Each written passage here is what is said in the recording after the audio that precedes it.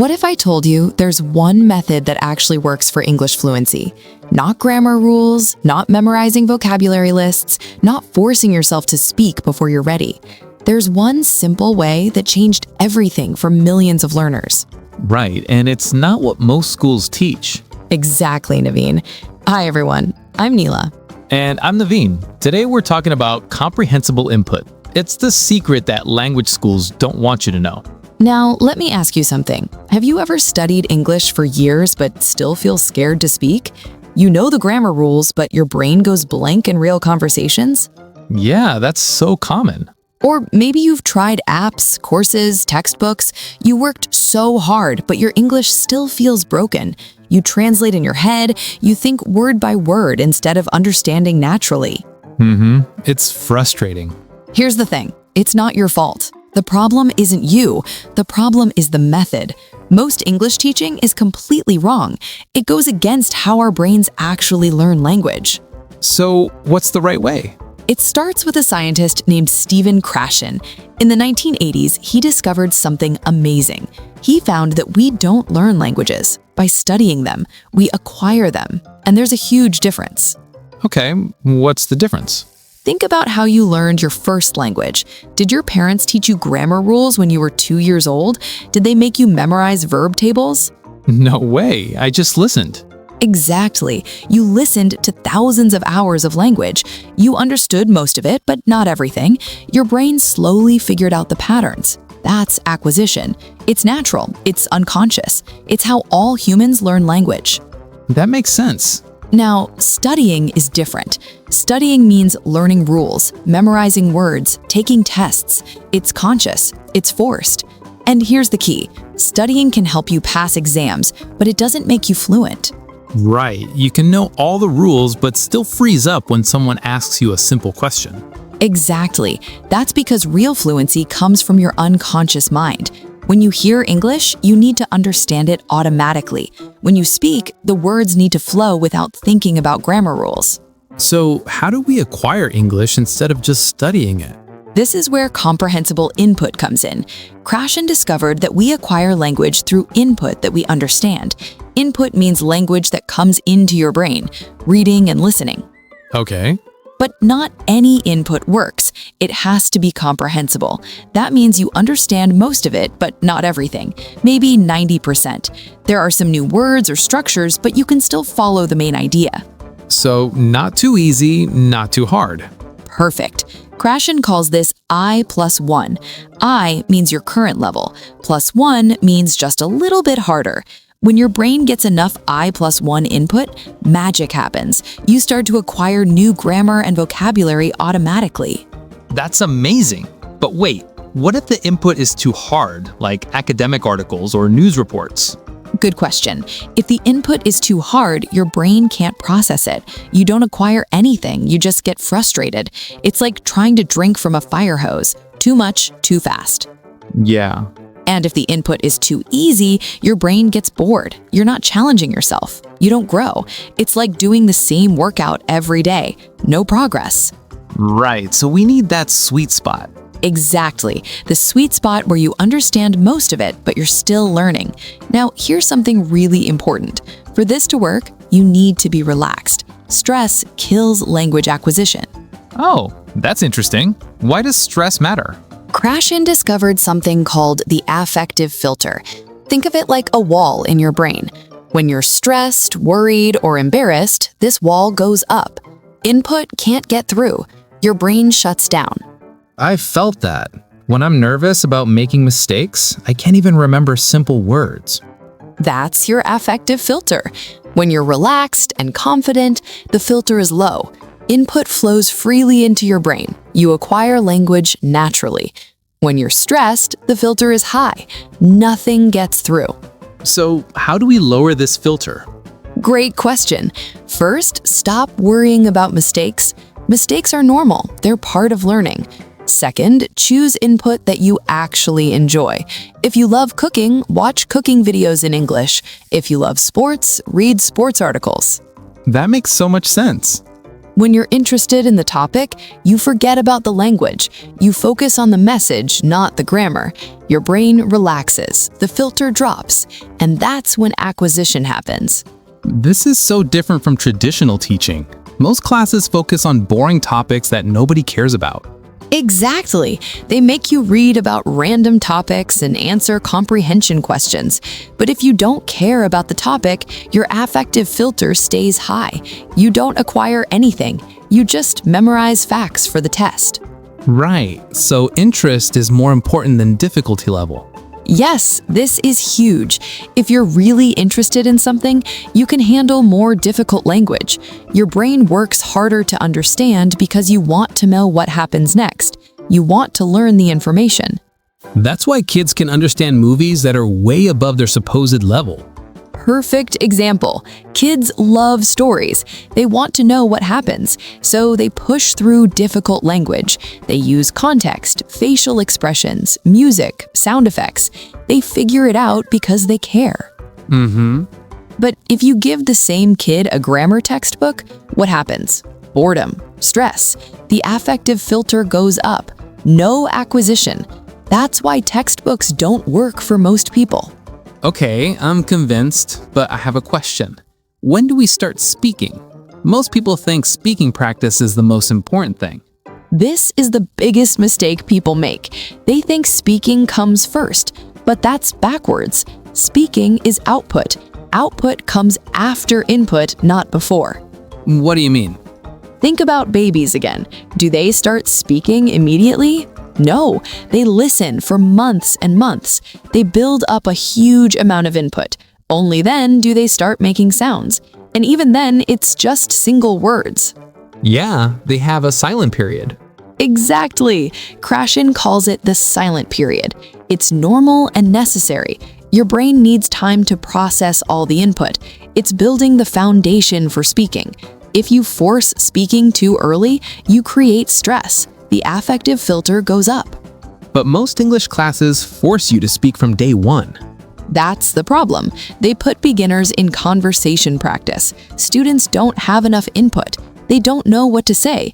They translate from their native language. They make lots of mistakes. They feel embarrassed. It's traumatic. Right, and then they think they're bad at languages. Exactly, but it's not their fault. The method is wrong. Speaking will happen naturally when you're ready, when you have enough input, when your brain has built the patterns unconsciously. So, when will I know I'm ready to speak? Your brain will tell you. Words will start coming out naturally. You'll find yourself repeating phrases from movies or books. You might start talking to yourself in English. That's your brain getting ready for output. That sounds much more natural and less stressful. It is, and here's the beautiful thing. When speaking does come, it feels natural. The grammar is correct because you've acquired it unconsciously. You're not translating, you're thinking in English. This makes so much sense, but I feel like I wasted so much time studying grammar rules and doing exercises. Don't feel bad. Almost everyone does this. It's what we were taught. Grammar study can help a little bit. It's like a small tool in your toolbox, but it's not the main tool. The main tool is comprehensible input. Okay, so how do we actually do this? What's the practical plan? Great question. Let me give you a simple 7-day action plan. Day 1, find content you love. What are your hobbies? Sports, cooking, music, movies, gaming? Choose one topic that really interests you. Okay. Day 2, find easy content in English about that topic. Maybe beginner YouTube videos, maybe simple articles, maybe podcasts for learners. Start with content that's clearly too easy for you. Why start too easy? To build confidence, to lower your affective filter. When content is easy, you relax, you enjoy it, you want more. That's exactly the feeling we want to create. Makes sense. Day 3, spend 30 minutes with that easy content. Don't take notes, don't look up every word. Just enjoy it. Focus on understanding the main ideas. Let your brain absorb the language naturally. That feels so different from traditional studying. It is. Day 4, try slightly harder content. Still about your favorite topic, but maybe normal YouTube videos instead of learner videos. You should understand maybe 80-90%. What if there are words I don't know? Try to guess from context first. Your brain loves solving puzzles. If you really need to know a word, look it up quickly and keep going. Don't stop for every unknown word. That breaks the flow. Got it. Day 5, add more variety. Find different types of content about your topic. Maybe read some articles, watch some videos, listen to some podcasts. Different formats give you different types of input. Right. Day 6, increase your input time. Try for 45 minutes or an hour. But remember, it shouldn't feel like work. It should feel like entertainment. If you're bored or frustrated, the content is wrong. And day 7? Day 7, reflect on your experience. How did it feel? Did you understand more than you expected? Did any phrases stick in your head? Did you catch yourself thinking in English sometimes? This sounds like a much more enjoyable way to learn. It is. And here's the key. Consistency beats intensity. It's better to do 30 minutes every day than 3 hours once a week. Your brain needs regular input to build those unconscious patterns. That's so much more manageable. Exactly. Think of it like physical exercise. You can't get fit by working out for 10 hours once a month. You get fit by exercising a little bit every day. Your brain works the same way. So what kind of results can people expect? How long does this take? Everyone's different, but most people notice changes within a few weeks. First, listening becomes easier. You understand without translating. Then, reading flows better. You see patterns instead of individual words. After a few months, people start getting phrases stuck in their heads. They dream in English sometimes. They catch themselves thinking in English. That's when you know acquisition is happening.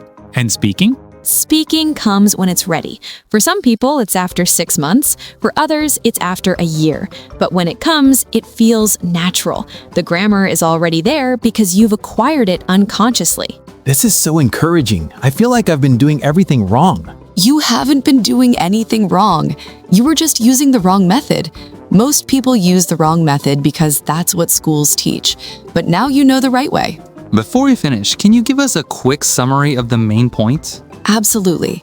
First, we acquire language through comprehensible input, not by studying grammar rules. Input means listening and reading. Comprehensible means you understand most of it. Right. Second, stress blocks learning. When you're worried about mistakes, your affective filter goes up. Choose content you genuinely enjoy to stay relaxed. That's so important. Third, interest matters more than difficulty. If you love the topic, you can handle harder language. Your brain works harder because you want to understand. Fourth, input comes before output. Listen and read first. Speaking will happen naturally when you're ready. Don't force it too early. And consistency is key. Exactly. Fifth, consistency beats intensity. A little bit every day is better than a lot once in a while. Your brain needs regular input to build unconscious patterns. This has been so helpful. I feel like I finally understand how language learning actually works. I'm so glad. Remember, millions of people have learned English this way. It's natural. It's how your brain is designed to work. You can do this too. And it should be enjoyable, not stressful. Absolutely. When you find the right content, it doesn't feel like studying. It feels like entertainment. You look forward to it. That's when you know you're on the right track. So to everyone listening, stop feeling guilty about your English level. You're not broken. The method was broken. That's beautiful, Naveen. Your journey to fluency starts today. Find something you love in English and start consuming it.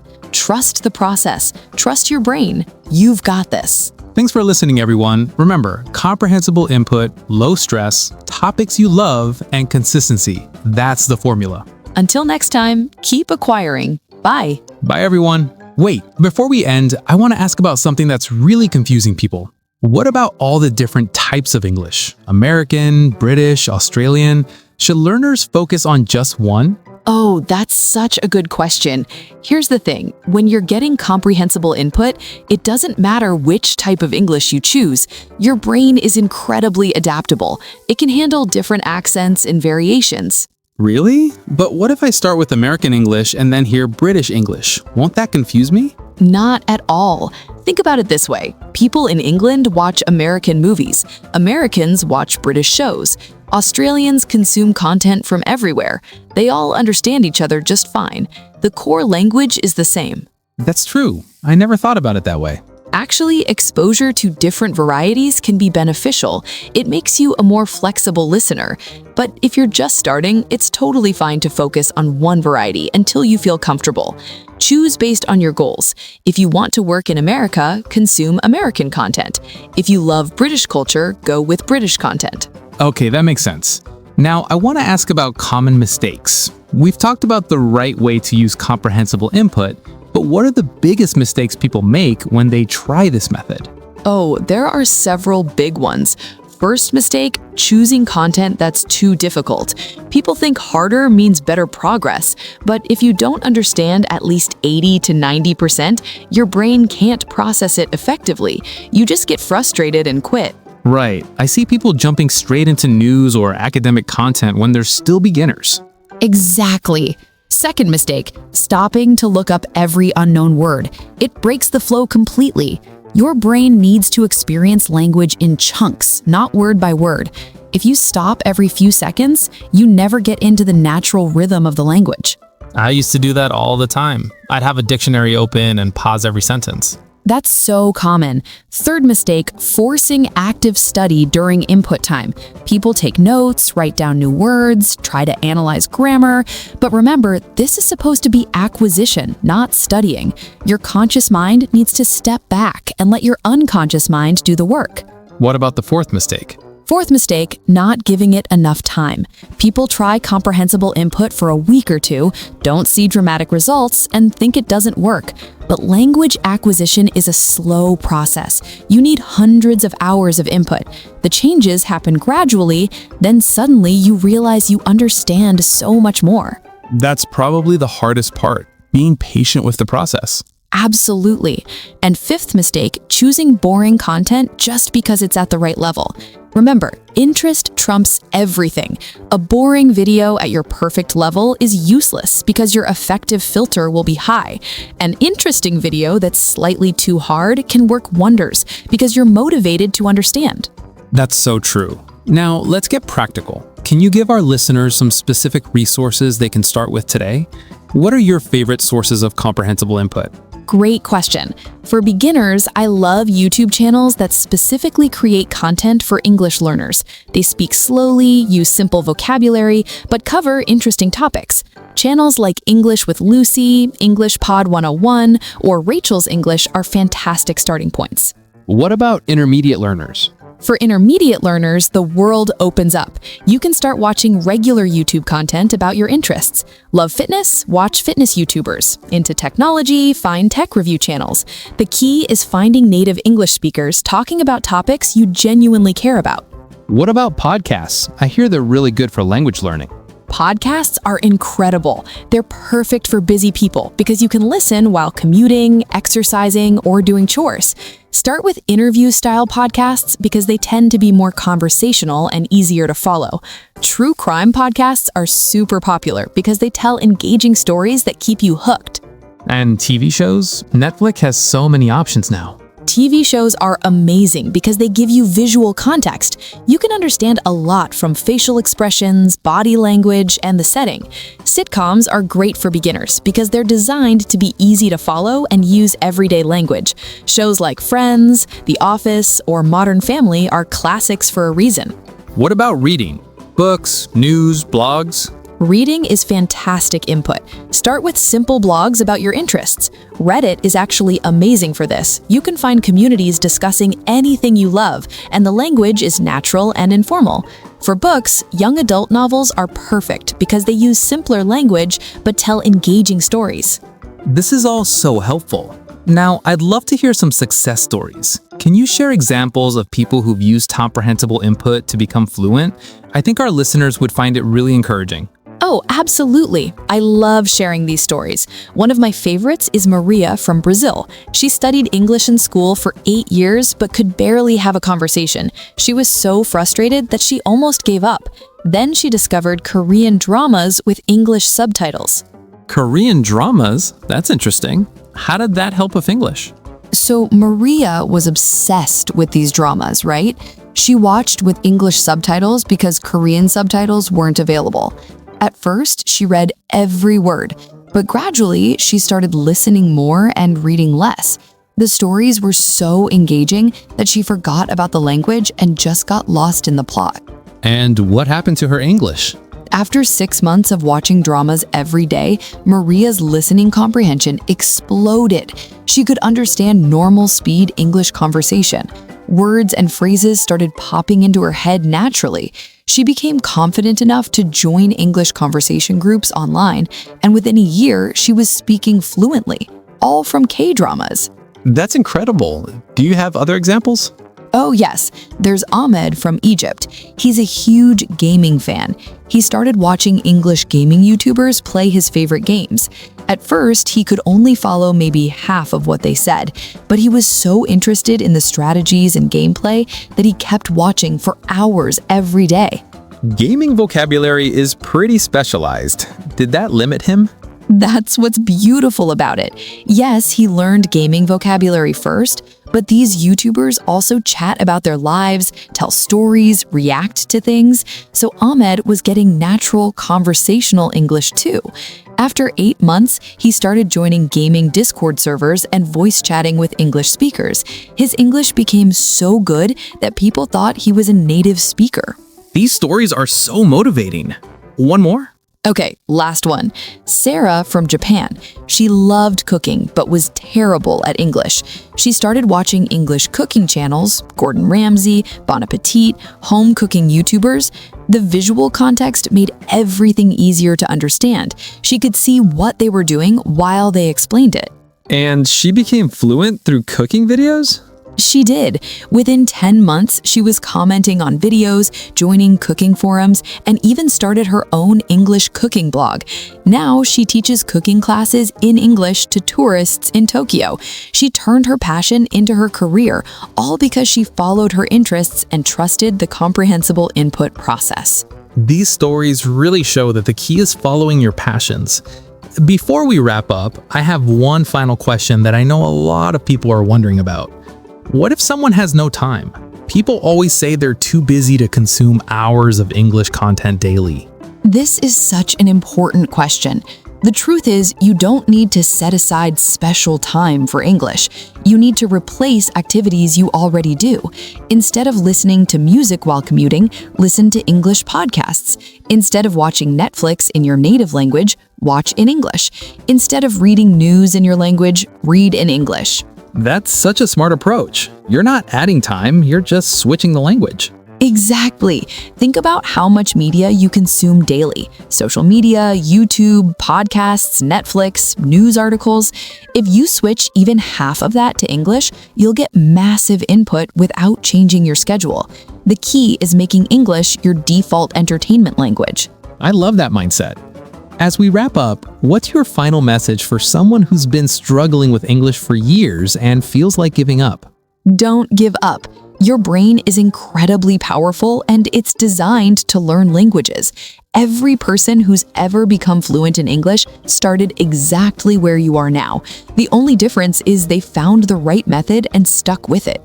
Comprehensible input isn't magic, it's science. It's how humans naturally acquire language. Trust the process, trust your brain, and most importantly, enjoy the journey.